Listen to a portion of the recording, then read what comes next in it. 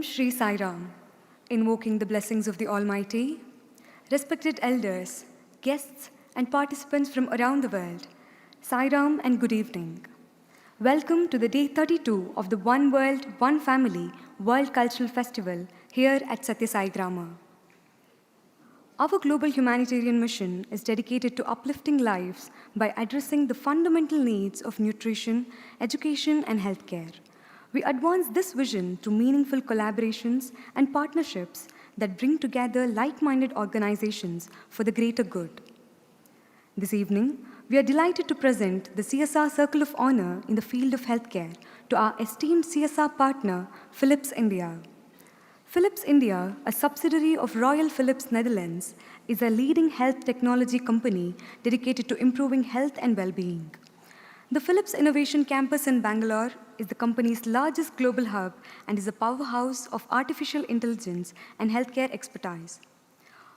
Honored as one of the top 100 global innovators and recognized among the world's best employers, Philips continues to drive sustainable and accessible healthcare solutions across the globe. On March 24, 2025, Sadhguru was invited to the Philips Innovation Labs situated in Eindhoven, Netherlands. Bert Wanmers, member of the Executive Committee of Philips and business leader of Interventional Guided Therapy, welcomed Sadhguru and the delegation and elaborated on the commitment of Philips to improving the lives of billions around the world. Ms. Miriam Waters, Innovation Manager at the Philips Innovation Labs, explained the vision and mission of Philips, and she highlighted some of the latest innovations in healthcare. She's here with us, having come all the way from the Netherlands, and we extend a warm welcome to her.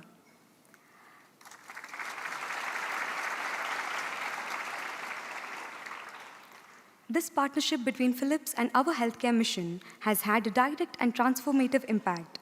Over the past 3 years, Philips has sponsored numerous heart surgeries, bringing renewed life, hope, and healing to countless families. On behalf of Philips India, we are privileged to welcome on stage Mr. Bharat R. Shesha, Managing Director for Philips Indian Subcontinent, to receive this honor. With over 2 decades of global leadership experience across life sciences, specialty chemicals, and material sciences, Mr. Bharat has contributed in various capacities: an engineer with an MBA and a master's in international management. Mr. Bharat has lived and worked across the USA, Europe, and Asia, bringing a wealth of international experience and vision to his current role. We invite Mr. Bharat R. Shesha to share a few words with us.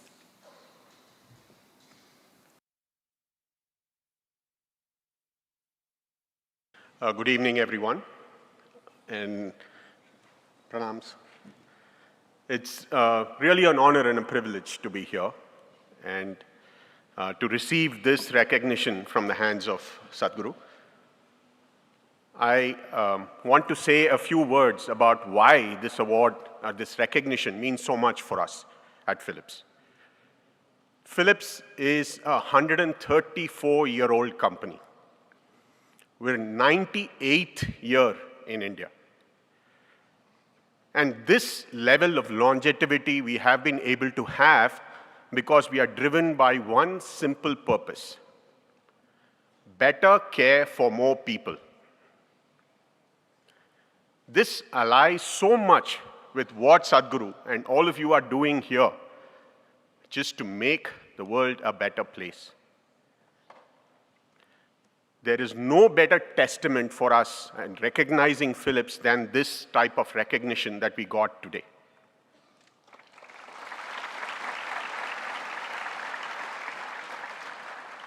I've had the opportunity to meet and discuss with Sadhguru a few months ago. His wisdom, his calmness, his ability to look at complex technologies and see what it means for humanity, coupled with his compassion and his grace, are impressions that I take with me for a long, long, long time. Philips in India, as I said, is 98 years old. We have 9,000 people working in India today, innovating for the world.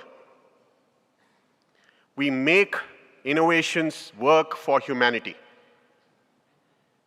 We are present in more than 150 countries across the world, doing essentially care for people. And the world is changing, and it's changing so fast. But there are certain things that will never change: humanity, gratitude, empathy. And those drive us as our purpose, and that is why it is so natural for us to feel so privileged to be here today and receive this honor. I also want to say that in Philips, we don't believe in CSR. We believe in HSR. We believe in human social responsibility, not corporate social responsibility, because we are composed of humans as a company. And that, for me, is why this is such an honor to stand here in front of you and receive this from Sadhguru himself.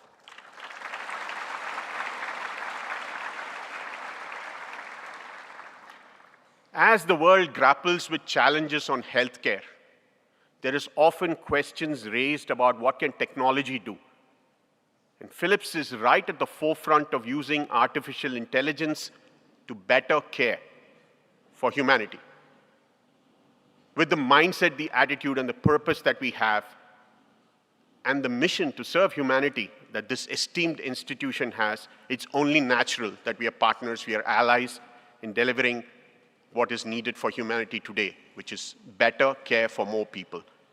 Once again, on behalf of not just the 9,000 Philips employees here in India, but of the 70,000 Philips employees all over the world, I want to say it's an honor, it's a privilege, and we are so grateful to have this honor and this recognition today from Sadhguru. Thank you very much.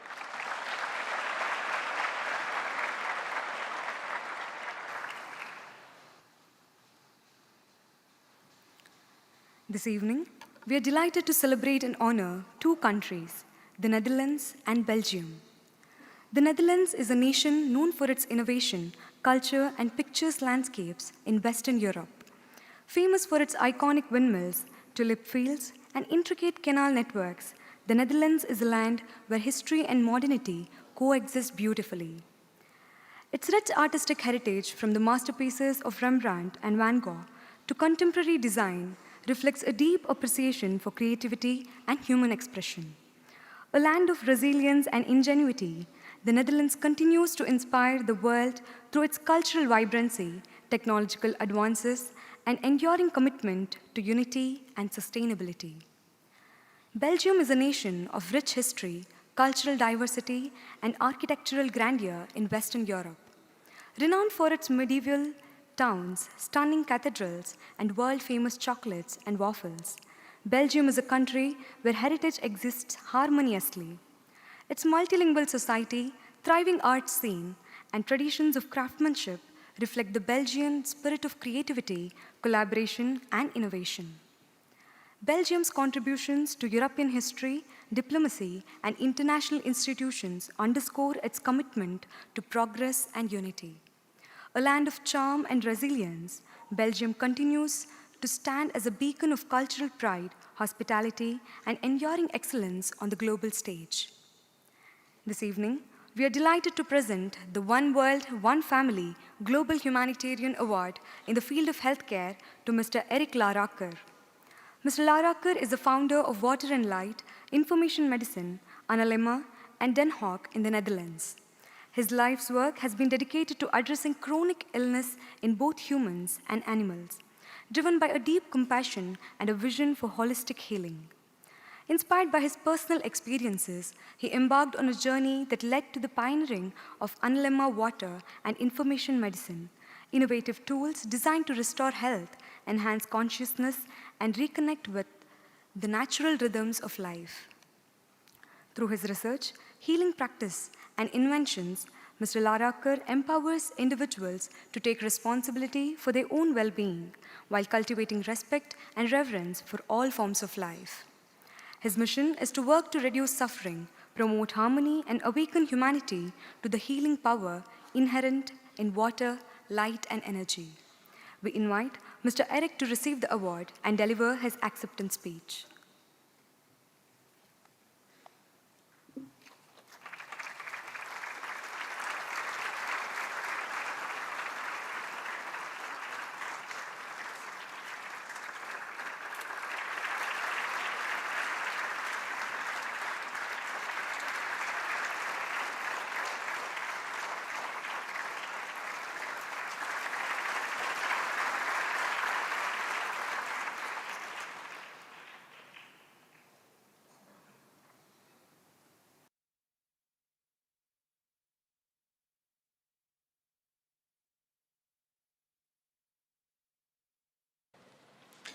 Ladies and gentlemen, I stand before you today with deep gratitude to receive this Global Humanitarian Award.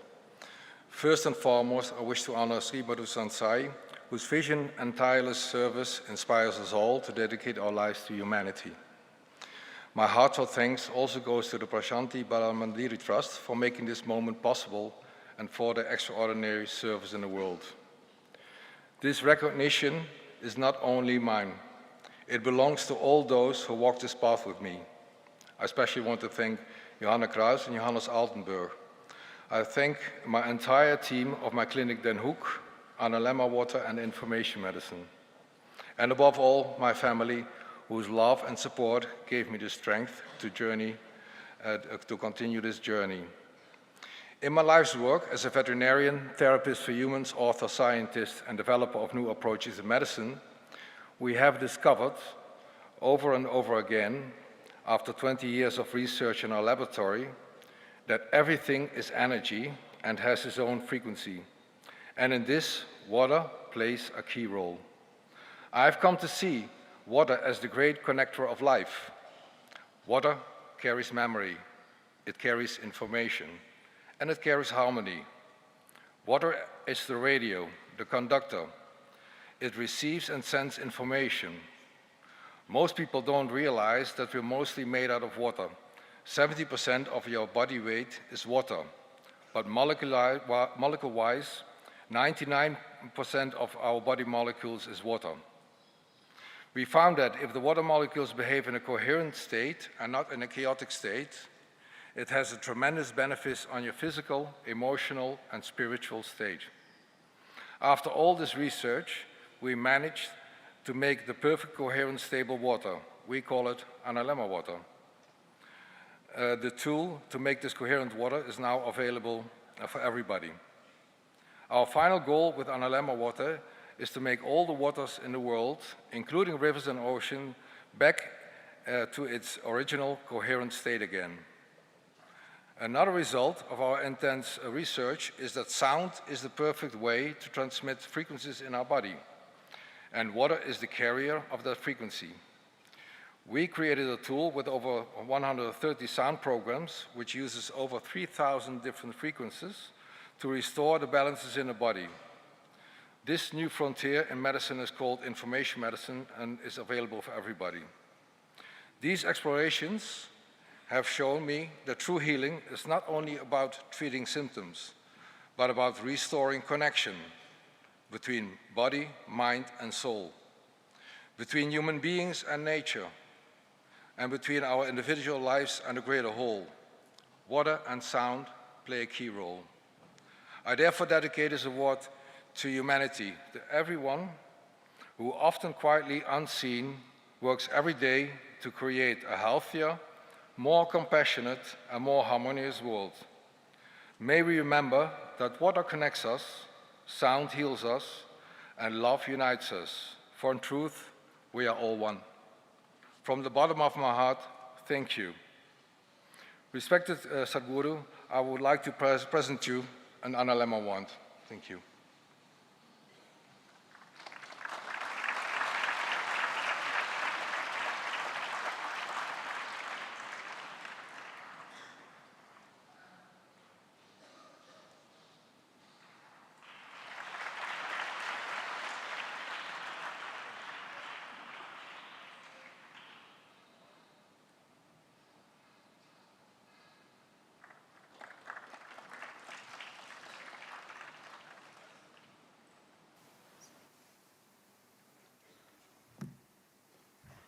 We now have Mr. Johannes Altenburg from the Netherlands to present to us more details on his country.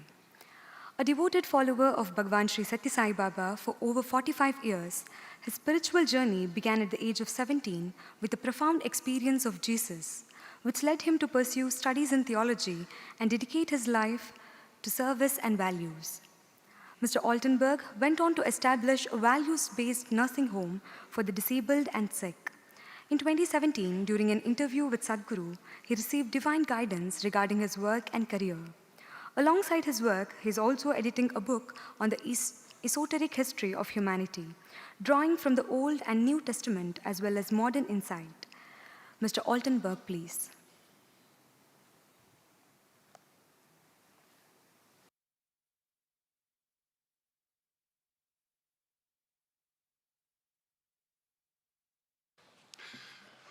Goedenavond. Good evening. Warm greetings to everyone. It's a joy to greet you all at the One World, One Family World Cultural Festival, inspired by the vision of Sadhguru Sri Madhusudan Sai, whose mission reminds us that humanity is one family united in love and service. Today, let us journey through the Netherlands, its landscapes, culture, and compassionate spirit. Here we see the Netherlands, a small kingdom in the heart of northwestern Europe, bordered by Germany, Belgium, and the North Sea. Despite its small size, this nation holds a global influence. The Netherlands is a low-lying country with about 1/4 of its land below sea level. It's protected by dunes, dikes, canals, and other types of construction reflecting the Dutch expertise in managing and living safely with the surrounding water. We have a population of around 80 million people and enjoy a temperate maritime climate, bringing mild winters and pleasantly cool summers.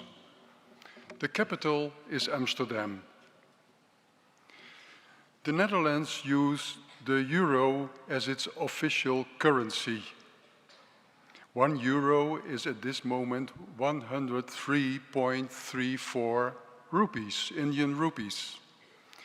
Dutch, Nederlands. Dutch is the main language, while Frisian is spoken in the province of Friesland. We are looking now at some characteristic pictures of our landscape and buildings. The Keukenhof Garden, known as the Garden of Europe, bursts each spring with millions of tulips and other blooms, symbolizing Dutch horticultural excellence. The Kinderdijk windmills is a UNESCO World Heritage Site. These 18th century windmills showcase the country's historic fight against water. The Hoge Veluwe National Park is a large nature reserve with open grass plains, quiet forests, and animals like red deer. The Peace Palace in The Hague has the seat of the International Court of Justice, which reflects the Netherlands' deep commitment to peace, justice, and global cooperation. The soul of the Netherlands is deeply linked to water, symbolizing resilience, outreach, and connection, innovation and determination. Dutch society blends secular values with spiritual freedom. Thinkers like Hugo Grotius laid foundations for peace, modern human rights, and international law. The oldest building in Amsterdam is the Old Church. It stands as a quiet witness to centuries of community life beside the city's bustling canals. Dutch food is simple and wholesome, enriched by global trade. Cheeses such as Gouda and Edam are world-renowned. An example of a favorite food are the poffertjes. These small fluffy pancakes are a beloved street treat, often served warm with butter and powdered sugar. Traditional Dutch clothing includes regional outfits like the Volendam dress, Frisian headpieces, and wooden cloaks, now only worn for festivals and cultural events.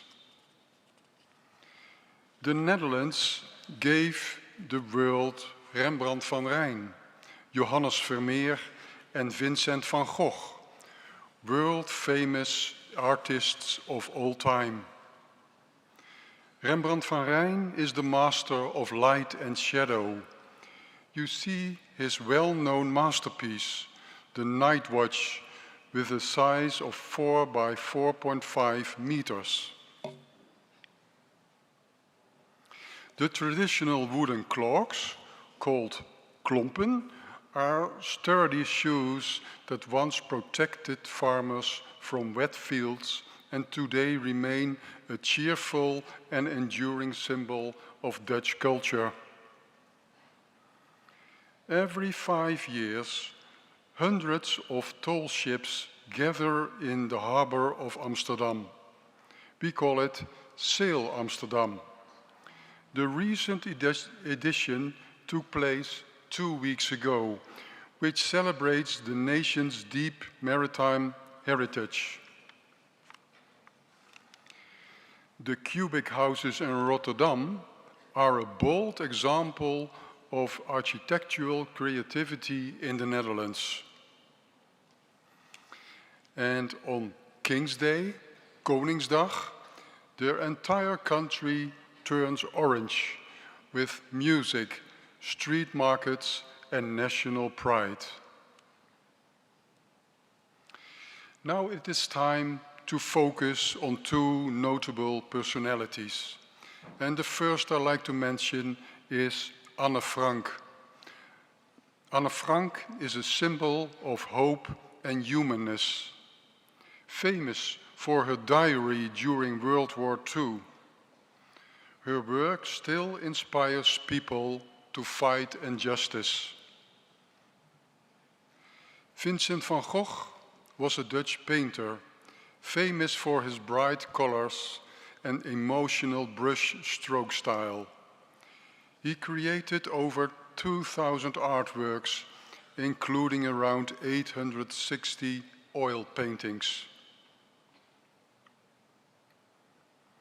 I want your attention for the current situation of main issues as nutrition, healthcare, education, and social care. In the Netherlands, access to food is generally widespread. However, there is a lack of awareness of balanced diet and nutrition.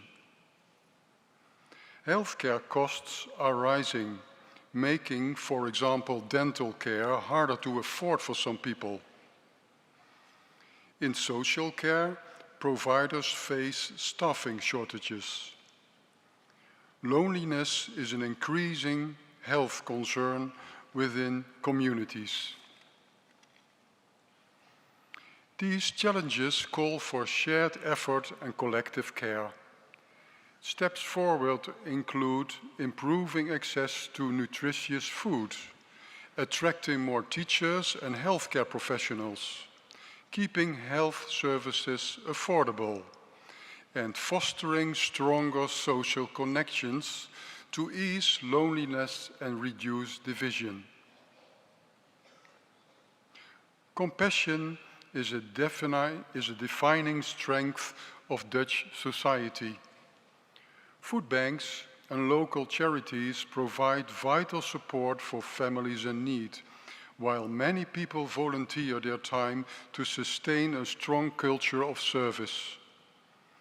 International organizations, such as the Dutch Red Cross and Doctors Without Borders, also extend help to millions of people around the world.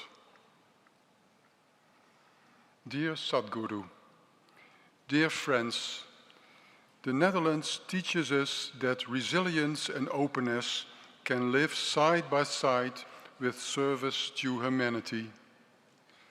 Let us honor the call of Sadhguru Sri Madhusudan Sai to live as one world, one family, standing together for peace, compassion and shared well-being. Dank u wel. Thank you.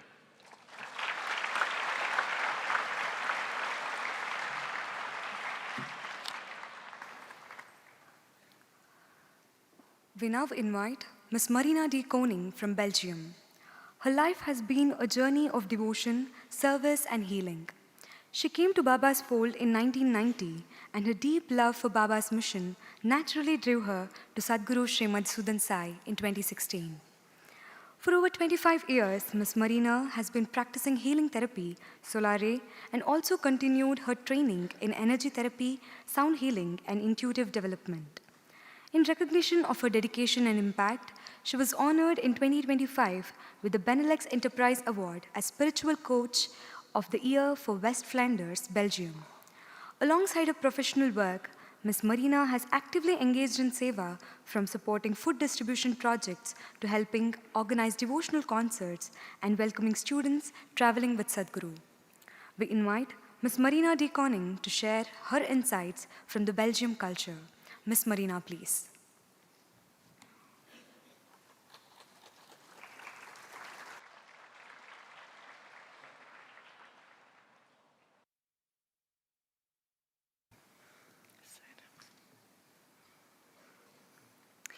Warm greetings, everyone gathered here and joining us online for the One World, One Family World Cultural Festival.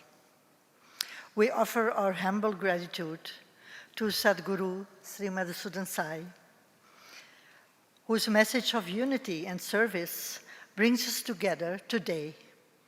We joyfully share the beauty of Belgium, a small country with a big heart. Belgium is a peaceful nation in the Western Europe, surrounded by France, Germany, the Netherlands, and Luxembourg. Its central location makes it a gateway to Europe, where people and ideas meet. The country is divided into 3 regions: Flanders, Wallonia, and the Brussels Capital Region, each with its own tradition and charm. Though small in size in Belgium, Belgium is full of variety and color.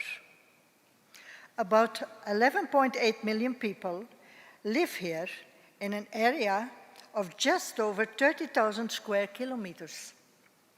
The weather is gentle with cool summers, mild winters, and plenty of soft rain. Brussels is the capital city of my country. Belgium uses the euro as an official currency. 1 euro is 103.66 Indian rupees. People speak 3 official languages like Dutch, French, and German. That shows its welcoming, multilingual spirit. Antwerp is a lively port, city famous for its diamond trade and stunning cathedral of Our Lady, filled with paintings by the great artist Rubens. It blends history, art, and a busy modern life. In the city of Ghent stand the Castle of the Counts, a real medieval fortress where you can imagine knights and kings from long ago. Its strong stone walls tell stories of courage and protection. Bruges, often called the Venice of the North, it is filled with canals, cobblestone streets, and charming bridges. Walking here feels like stepping into a fairy tale. Brussels, the capital city and the home of the European Union headquarters. Its Grand Place Square glows with beautiful gilt halls and festive lights. Belgium values honesty, balance, and togetherness, teaching that wisdom begins every day with everyday kindness. The annual month of philosophy invites people to pause, ask questions, and share ideas for a thoughtful and peaceful life. From village chapels to grand cathedrals, people join in prayer, music, and art, blending reason and faith in harmony. In the city of Bruges, all centuries, the Holy Blood Procession honors a secret relic and celebrates peace and faith. People of all ages join with devotion and joy.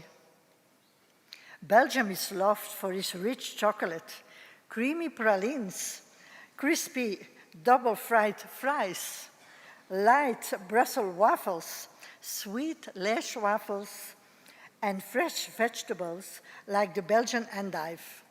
Meals typically feature local ingredients, bread, cheeses, and sauces.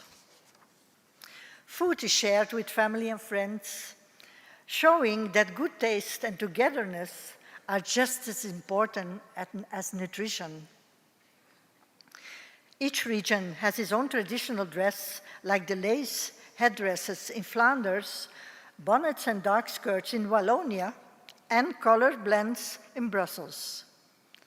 During Carnival, the famous Gilles de Binge wear bright costumes with tall feathered hats. Belgium gave the world brilliant artists like Peter Paul Rubens and the beautiful Gothic and Renaissance buildings. Music and dance, from the Ballet to the Street Festival, keep culture alive and joyful. During the Binge Festival, there were bright costumes and feathered hats while tossing oranges to the crowd as a sign of good luck. Eddy Merckx, known as the greatest cyclist of all time, showed Belgium strength and determination. Audrey Hepburn, born in Belgium, became a world-famous actress and humanitarian, and remembered for not only her iconic films, but also for her tireless work with UNICEF to help children in need.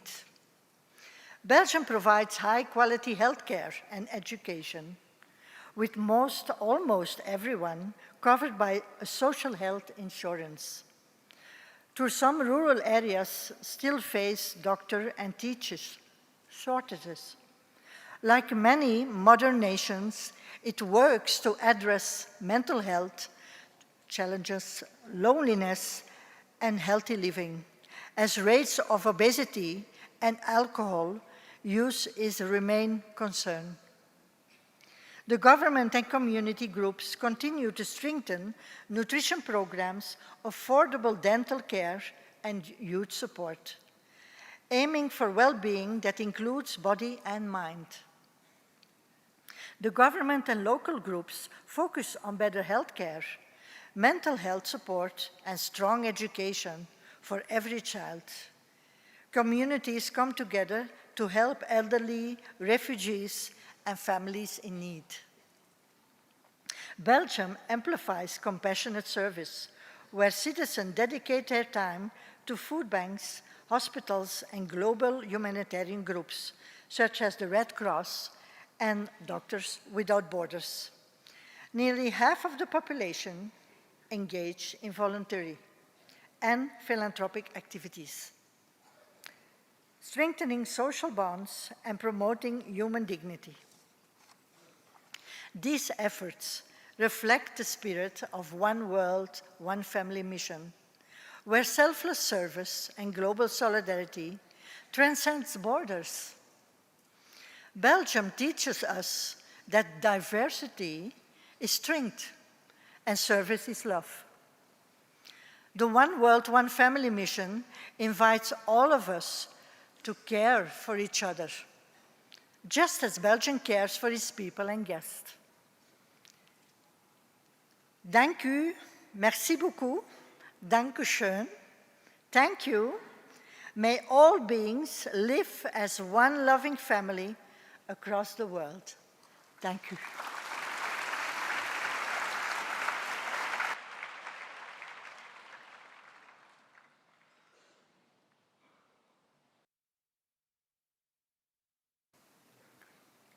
We will now have a video showcasing the service activities carried out in the Netherlands and Belgium by the volunteers of the One World, One Family mission.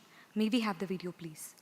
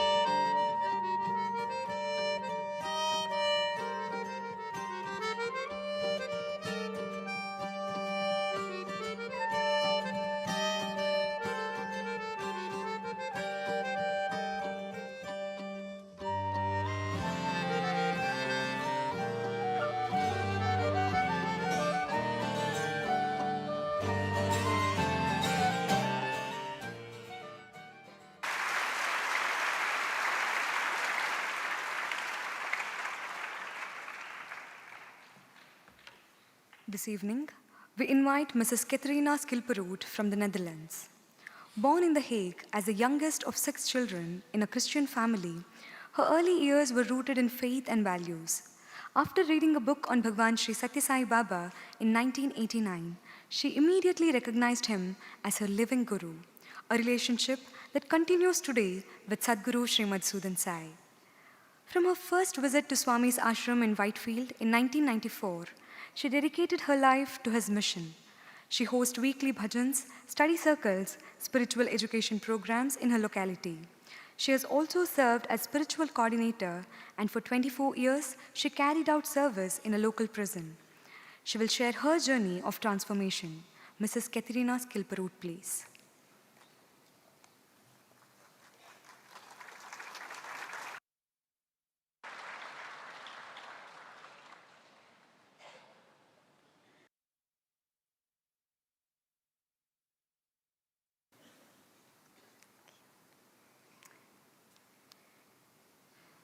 Thank you, my beloved Sadhguru.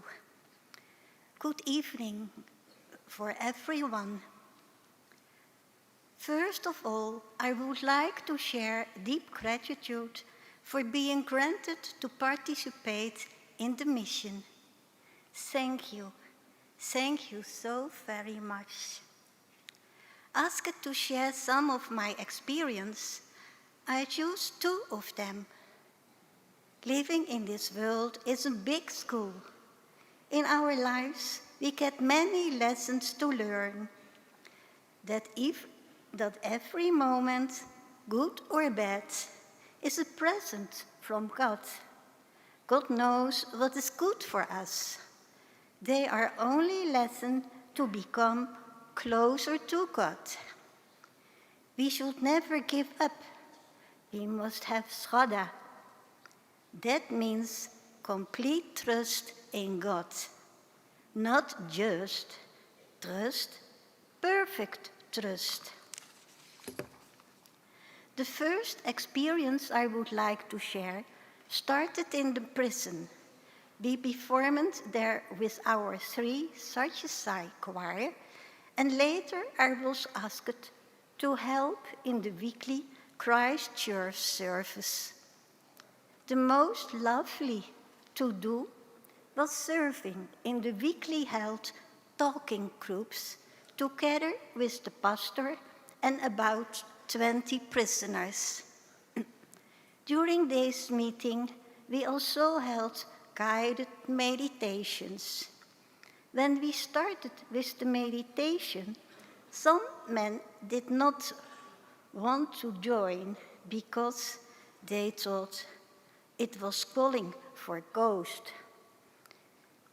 They disconnected and observed from a distance what would happen. But then they noticed that meditation was not scary, and it made them calmer. Some even told that they started practicing the meditation in their cells with the guidance lines in their memory. When you serve in the prison for about 24 years, then you can see what wherever you are, all men are humans with different habits and weaknesses. These years serving in the prison have strongly helped me to grow spirituality. All people are, in essence, not different from each other. We truly are one world, one family. The second story to share started when we were in Sadhguru's residence named Sai Anandam on the hilltop in Muddenahalli ashram with almost all the global translations teams. There Sadhguru spoke about the need for audiobooks. He said, "It is for many people not possible to read books. This because of poor vision or blindness, or being in hospitals unable to hold a book, or they simply prefer listening than reading.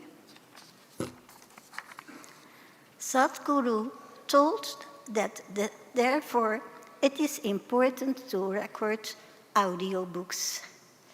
I heard this, and directly I came to me, oh, this I can do. And immediately the decisions were made.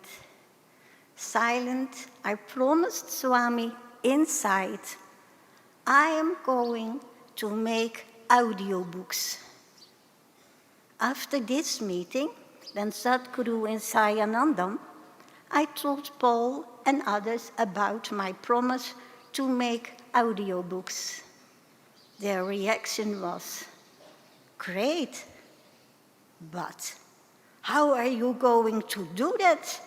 You don't know how to make audiobooks. I was silent for a moment. I did not thinking about that, how to do this.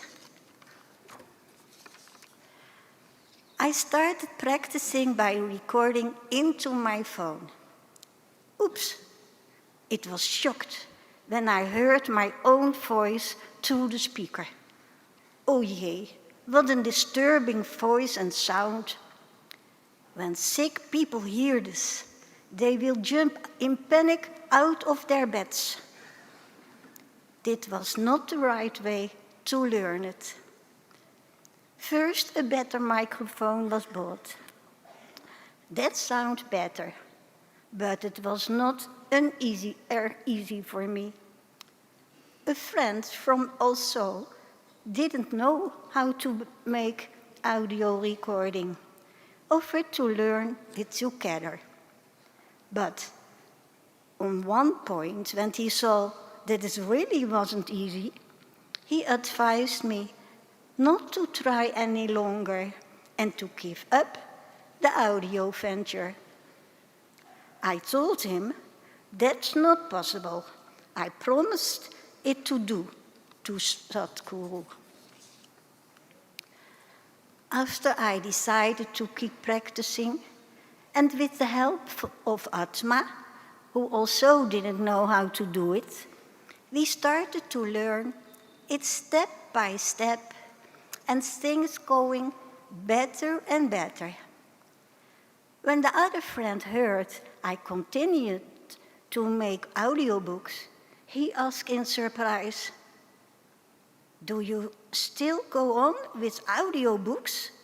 "Yes," I replied, "I cannot and may not stop after my promise to Sadhguru."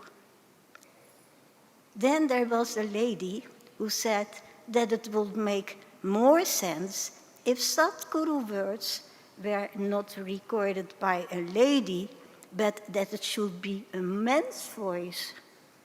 Oh, my Lord, who will be willing and able to that?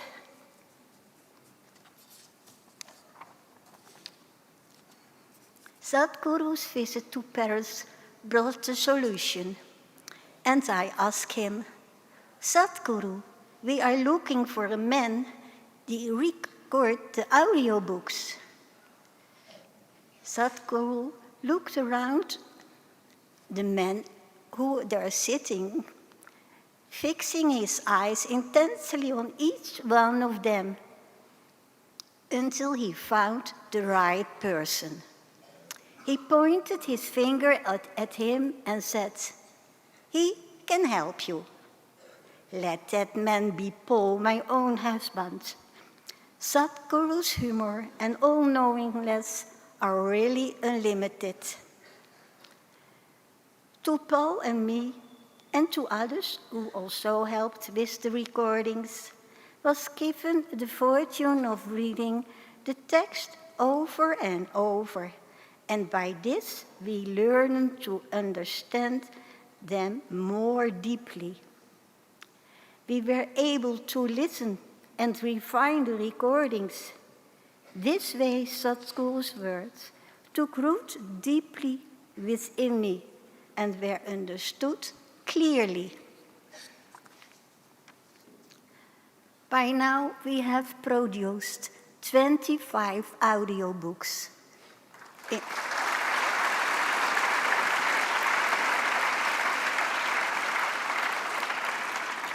In the language of the Netherlands. With whole my heart, I can recommend everyone to make audiobooks, each in their own language. You will gain a lot deeper understanding of Sadhguru's teachings, and you will make many people very happy with it. Maybe in the future, we can make audiobooks with Sadhguru's voice. Dear Sri Madhusudan Sai, all your lessons about faith and trust and oneness made me so much closer to the ultimate truth, the truth that God and all are one. Aham Brahma, Sarvam Brahma, one world, one family. I am very, very grateful for all who are serving in this mission. Thank you so very much. Dank u wel.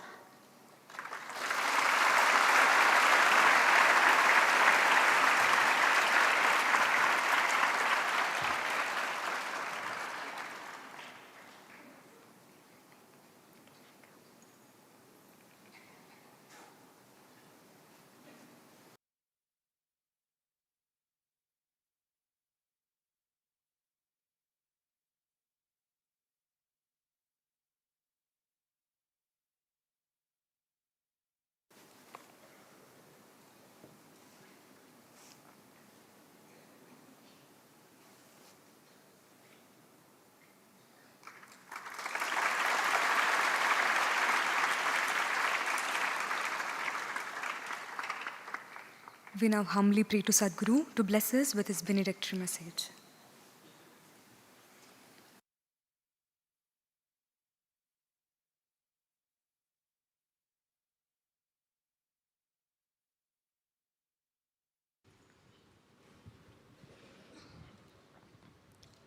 In our scriptures, there are 4 kinds of communications that we know of. The highest is para, which does not need any words, thoughts, or any writing.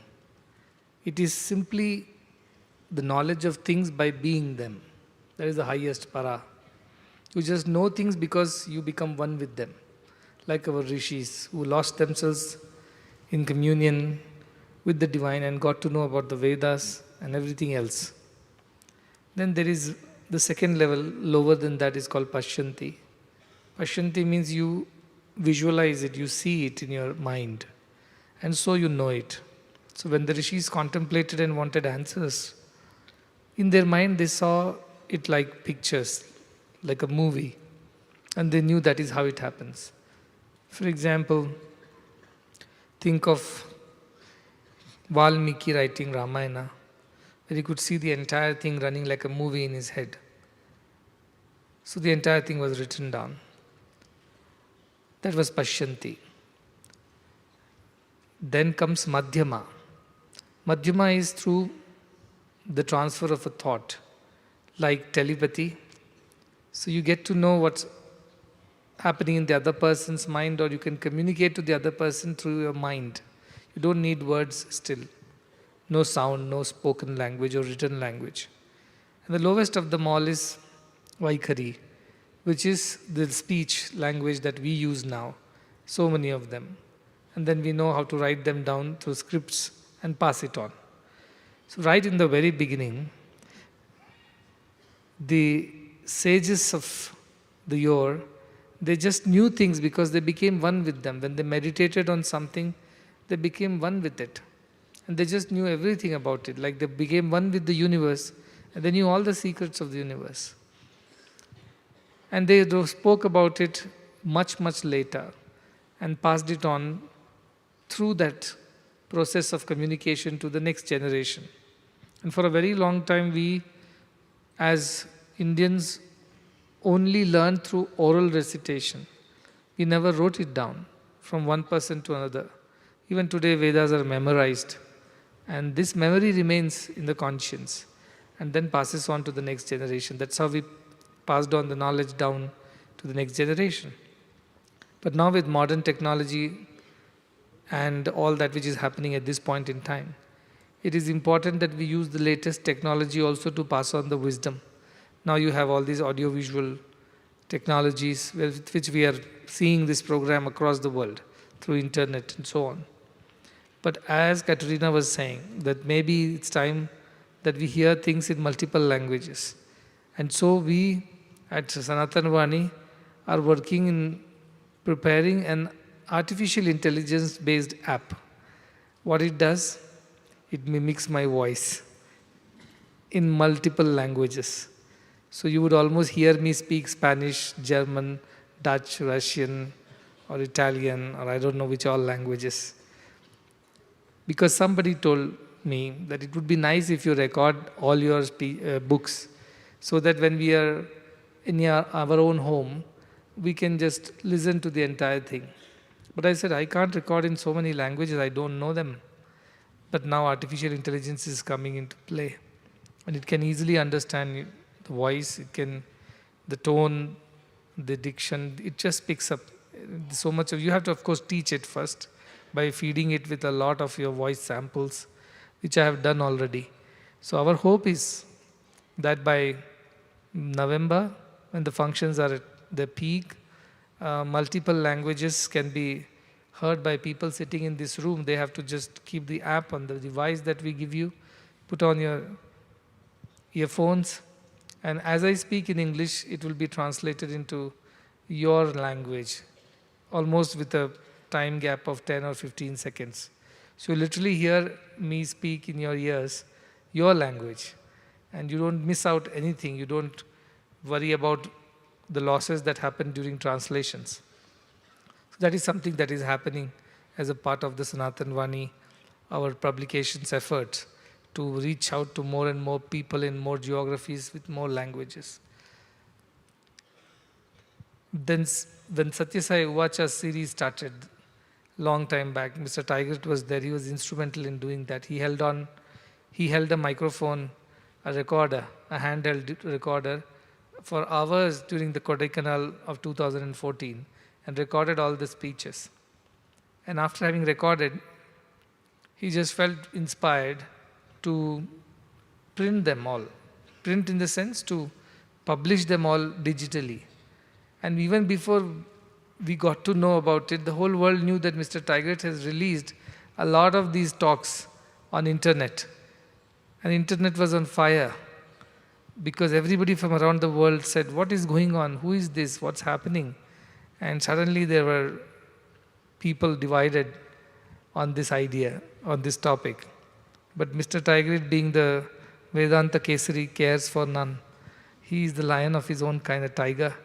So he went about roaring, doing what he wanted. Then he came to Bhagavan and said, I did this. Bhagavan said, did you even ask me to before doing it? He said, I thought it would be good to do it, so nevertheless I have done it. If you don't want me to do it, I will withdraw it, he said. Then Bhagavan said, no, it's all right, let it be. So that is how this Uvacha came about, and then he had a vision that we should set up a nice big team which continues to translate these discourses in multiple languages. And so a team was formed, and because of his popularity, Mr. Tigert is very popular around the world. A lot of people joined his team, and over 300 people in so many 30 plus languages started translating these discourses as their sadhana. Not just passing it on as a translated discourse to the next person, but many of them, like Katerina was saying, that when they went through it for translating, they had to make a good translation. They couldn't have made a mistake. So every word had to be translated correctly. It should carry the meaning and the purpose with which it was spoken. So it required a lot of personal sadhana for them to even understand every sentence and the word and the intended purpose of what was being spoken, the context of it. So a lot of them did a lot of sadhana, and I asked them once, how did this help you, this translation thing? They said it really helped us become better human beings because we understand the message better. Every single sentence was thought about in 2-3 ways and then only written down, and then it was edited by somebody. So this whole exercise made them feel much better. As devotees, they improved. As human beings, they have improved. As sadhakas, they have improved. So when I heard them speaking, Catherine and Paul, they did this translation in Dutch languages and also brought out audiobooks because that's the next generation thing. People are not having the patience, the younger generation, to sit and read books. At that time, Mr. Tigerit also came and told Bhagavan, why don't we just do audio now? That is the trend, popular trend, you see. Or we can publish it on Kindle or something like that because it is cheaper that way and it will reach more people. But Bhagavan said, yes, do that, no doubt about it, because it's the changing times, we must keep up with it. But do print books, because there are people for whom book is not merely a piece of information, but it is something that they treasure. So they will keep it next to their beds, and then they read in the nights, they will hold it tight to their chest and feel my presence, feel the vibrations when they are being there with the book. So they would like to keep it in their rooms, in their bedrooms, by the side of their beds, in their libraries. So nevertheless, keep printing books, even though digital audio and all these technologies are taking over now. With that, books are also printed because you can touch and feel it. It feels tangible, it feels alive to me. So that is why books are also printed, while all these technologies are also being used. So that is how this is being spread. A lot of translators from around the world, like Katerina, are working. They worked for the last 10 years to print, publish, and disseminate this information. That is how this whole information has reached many more people. So I'm very fond of technology. There is no doubt about it. I believe that computer and consciousness both can go hand in hand. We can teach computer consciousness, and consciousness can easily learn computer. There is no doubt about it. But we have to keep up with modern times.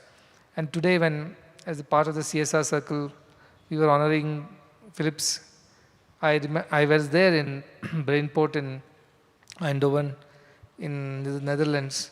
I went to their facility and I was very curious to learn what are they doing, what is the next new thing that they're doing, because Philips is known for innovation. I went there, I saw so many wonderful technologies and coming up with, especially in patient monitoring and devices that they're manufacturing and better hospital management through the technology. Also great medical equipment that they produce. So I told all of them that we would like to work with you. We are building hospitals and there's a big hospital coming up. Can we work together so that we bring technology to the rural doorsteps, and that too at no cost to the patients? They were very thrilled. They said, this is something we have never heard of, that you do technology and of the latest and the best kind, and then you take it to the last and the least. This is something that is unheard of. So they were very excited. We have been working with them. We have many of their cath labs, many of the equipment we use in our hospitals is Philips. So I'm very glad that Mr. Bharat could come and receive the award. It's just a recognition for all the good that Philips has been doing. And ever since we were children, we all know Philips, right? In every household, it started with electric bulbs, and now it's into literally everything. You even get toothbrushes, and I do not know what else made of Philips. So that is how a small company started with a small idea of producing electric bulbs, has grown into such a large organization over the last 130 plus years that it solves a lot of problems, provides a lot of solutions for the day-to-day requirements, from the high-end medical equipment to the household items. It is everywhere. And now their investment in technology, artificial intelligence, and their systems in their own labs that I saw, I was very impressed, and that is why I invited the entire team to have a discussion with our hospital. And thanks to Pavan, who is working in Philips, he connected the dots, and they're here, and we are in discussion about the next hospital. So I'm very thankful that you could come and keep doing what you're doing, because that is how we can help society. I cannot create technology, you will not run hospitals, but we both together can achieve a lot.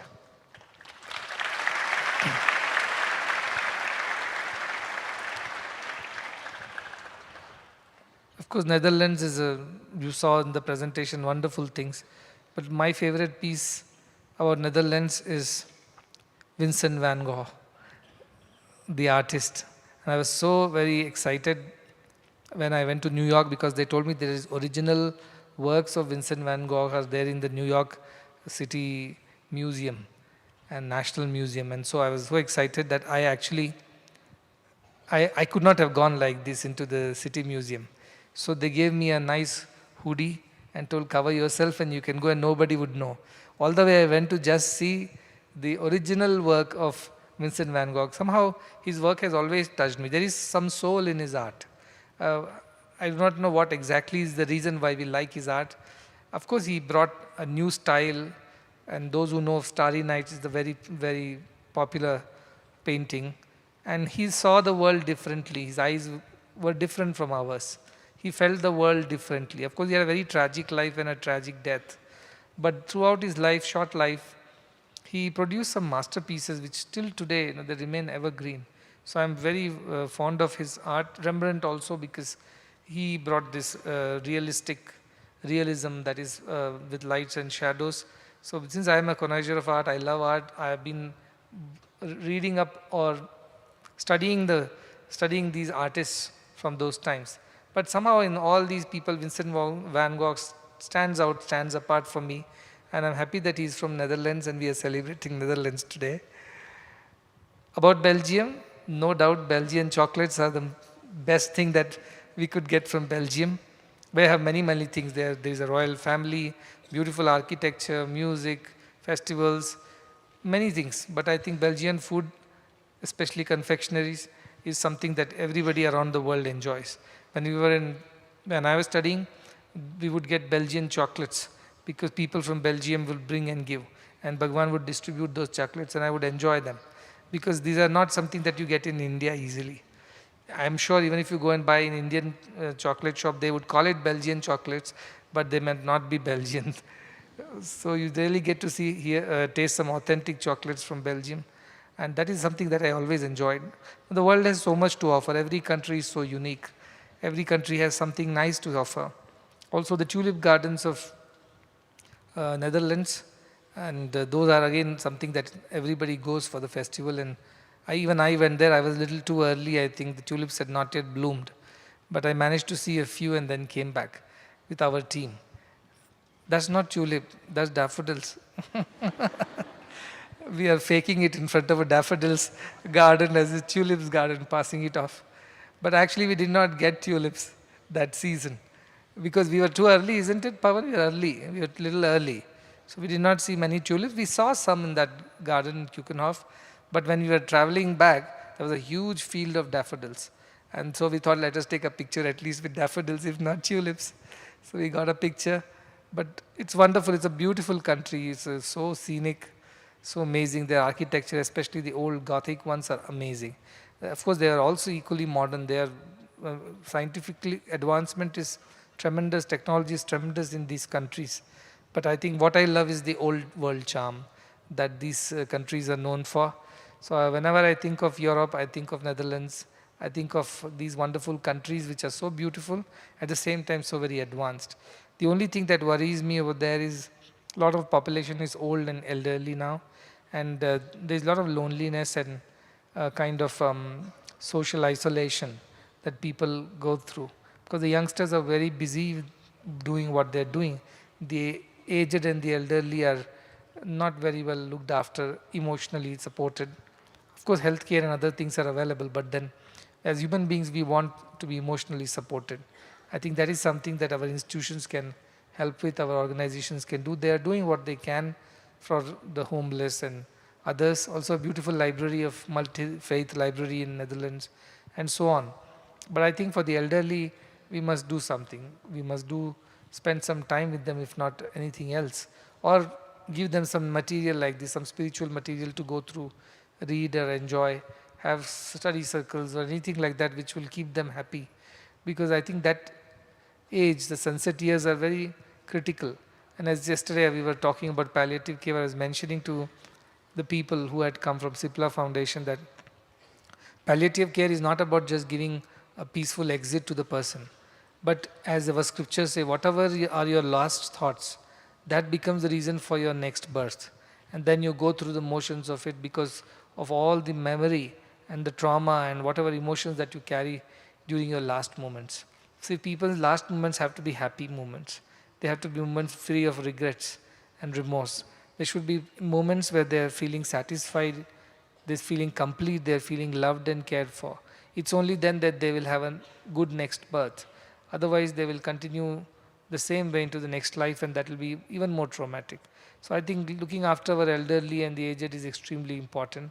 We are also setting up a geriatric care department over here, palliative care department, and things like that. But that is very little that we can do. But everybody, all those who are young around the world, especially in these European and countries like Japan where people are aging, I, I would suggest that the youngsters spend a little time every weekend or every other weekend with these elderly and be in touch with them over the phone or over video so that they feel that somebody cares for them. I know sometimes they can become very clingy and that may become a little burdensome, but then you have to just see the things from their point of view and see what you can do. I've seen a lot of households, thanks to all this technology, they keep talking to the technology. Now they have Alexa and things like that. So they just keep talking and they feel that somebody is there to talk to, which is not true, of course, because it is just artificial intelligence. It's replying to whatever you ask. But that is the only way they're keeping themselves in a positive frame of mind. There's no real human interaction at all. So I believe that as youngsters, it's our responsibility to show our gratitude to the older generation which has worked hard, actually built this world on their backs, and we must have a debt of gratitude that we must pay as the youngsters by being kind to them, nice to them, and do whatever we can in our capacity. If nothing else, it doesn't cost you to just be in touch with these people and check on their welfare once in a while. So minimum, that is something that I think in the European countries we should do, and that will be kindness, that will be compassion in its own way. So that's about it, and I'm looking forward to some amazing program that is coming up now. Dimitri sent me a video of an amazing instrument. It's very different. It's a string instrument, but you don't really plug the string. You have some kind of mechanism where you kind of rotate a handle like this, which vibrates the strings, and then you press the strings and it plays the music. Something interesting that is coming up. So I'm looking forward to that. I'll be back in a short while.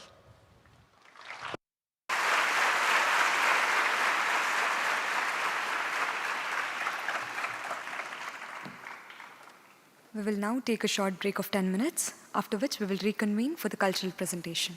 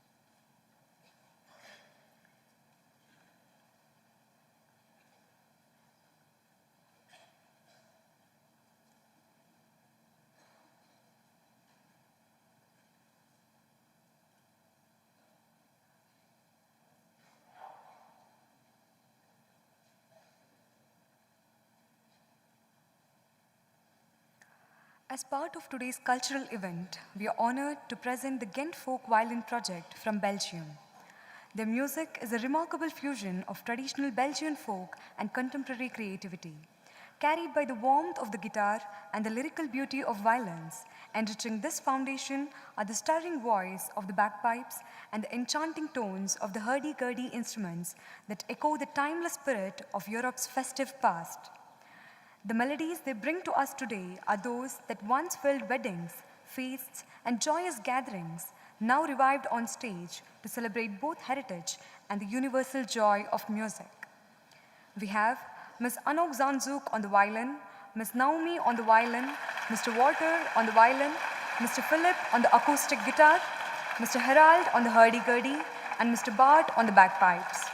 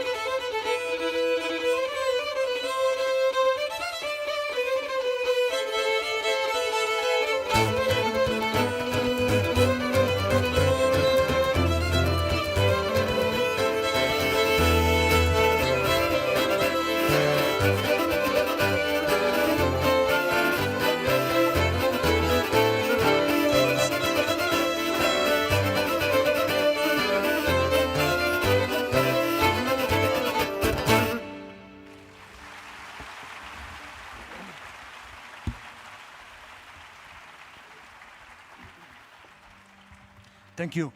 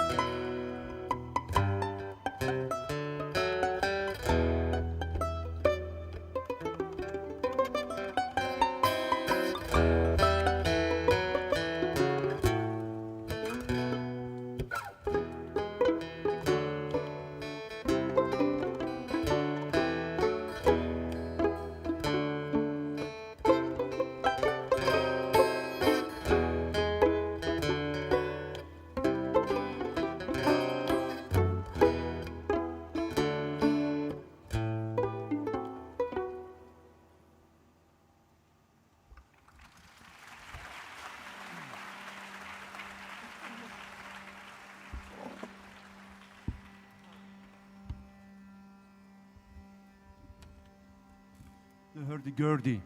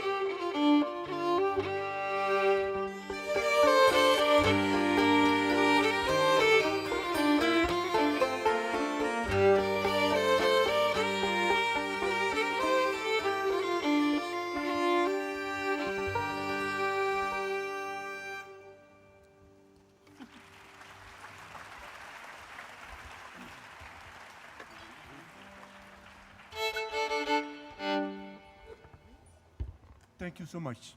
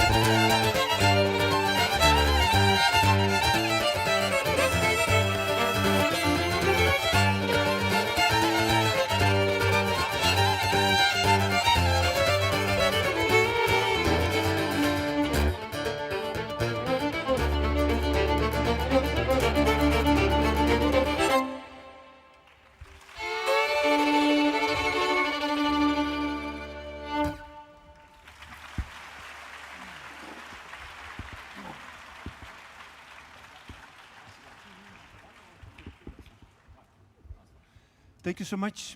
Voilà, we will play now for you the last song. I just want to thank everybody. What an honor for us to be here in this beautiful place. Thank you so much.